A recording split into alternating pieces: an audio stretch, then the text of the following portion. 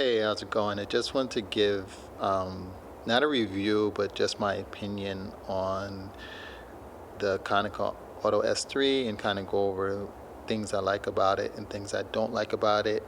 And hopefully, my opinion helps somebody out if they're trying to make a decision on whether they want to purchase this camera or not. Um, there are not a lot of them on the market, kind of hard to find in working condition. One thing being that, and it's kind of one of the minuses to me, is that this camera is totally reliant on the battery and the meter for operation. It's a shutter priority camera. Max shutter speed is 1/500th, and basically you set the shutter speed and it chooses the aperture for you. It has no manual controls, so you can't control the aperture manually like on some of the other fixed rangefinder cameras in this category.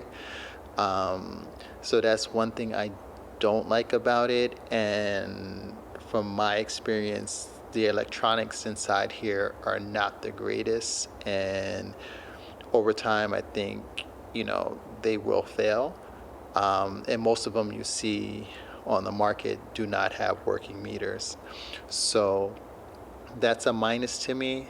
Plus side of it, it does have a standard 49 millimeter filter thread, and it comes with a 38 millimeter 1.8 lens, which is really good. You get really contrasty, detailed images. Um, Sharpness, I find, is a opinion thing, and I think sharpness has a lot to do with um, the quality of your eyesight, the quality of your scans. And one thing to note, these old rangefinders go out of alignment a lot, especially if it's bumped. It can be bumped in a bag and it can slip out of alignment. You should check it on a regular basis. So if your rangefinder is off, none of your shots are going to be sharp. So if you have an old rangefinder and you're finding that it's not as sharp as some of the images you see other people are getting with them, it's not the lens usually. It's usually that the rangefinder is misaligned and it's slightly off, so you're not getting sharp images. Because with this camera in particular, the throw of the focus is very short. So if it's off, it doesn't have a lot of room for error. So I do like that it's a short throw. That's a plus to me. The short throw makes it easy to focus and quick to focus. So if you're doing any type of street shooting, need to focus quickly, this camera is great because that's it. You only have from there to there, and that's the focus range. It's very light. So if you need to carry it around all day, I have a wrist strap on it now, but sometimes I do carry my cameras around my neck. You can go all day with this camera. It's not going to bother you. Very lightweight. It's small. It's almost pocketable. I think in a decent sized coat, it will probably fit in the pocket. But definitely will fit inside any camera bag or anything and not be obtrusive. Fits in a glove box very easily. That being said, the lightweight, I think, comes from the choice of material. It's not made of the best material, has some plasticky parts, and the metal parts aren't, that's more of a die cast type of metal, kind of the stuff they make toys out of. You can see even the battery cap is plastic, and as you take it on and off, you can see this one. I don't know how well you can see it, but it's already starting to bend and flake. Everything's really thin, so not the best quality, but they did put a very high quality lens on it. Renders very nice. If you're shooting any type of city scene landscape, you will get details all the way through the frame. So that I do like about it. things I don't like about it, the wind on, the advance feels cheapy, almost like a toy camera.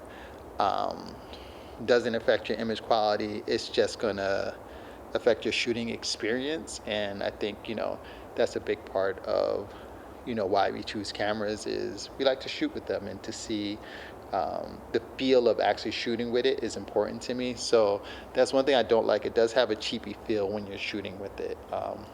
Even in your hand, it has like a cheapy type of feel. But it does produce real high quality images.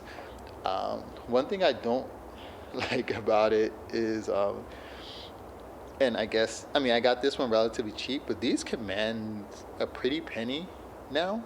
And I guess it's because of the availabilities. There's not a lot of them, and even less in working condition. So they are on the pricier side of the fixed lens rangefinder. Um, so if you can find one, definitely snatch it up because, and if it's working. The meter needs to be working for you to shoot with this again. If the meter's not working, you have a display item or you're going to be stuck shooting at 1.8 because that's what it will shoot at. The other thing that I like about it, the viewfinder is pretty easy to see. Focus patch is easy to see in this. You do see the information inside the viewfinder, so you know what aperture you're shooting at, although you don't have any control over it. You do see what aperture you're shooting at. It's easy to shoot with, for those, I wear glasses and contacts, and easy to shoot with both. So, if you do wear glasses, you will be able to see inside the whole viewfinder. That's difficult on some cameras.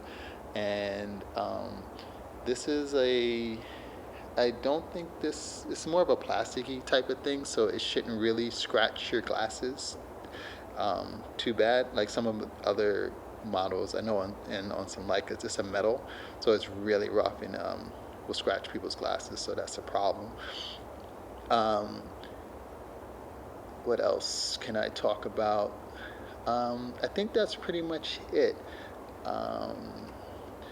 Cool that it does have cool that it does have the meter is actually on the lens. So if you use any type of filters when you shoot for black and whites or balancing tungsten film in daylight, you can slap a filter on here and the meter will adjust automatically, which is pretty cool. This only will meter up to ISO 800, which is a problem for me because I like shooting HP5 at 1600. So I couldn't really shoot that in this camera because of the auto settings, unless I used, again, if I added some filters to trick it. But that's pretty much it as far as this camera. So hopefully my opinions help somebody in making a decision for or against this camera. And if you have any questions or comments, you can leave them below. I'll do my best to answer any questions that you may have. And thanks for watching.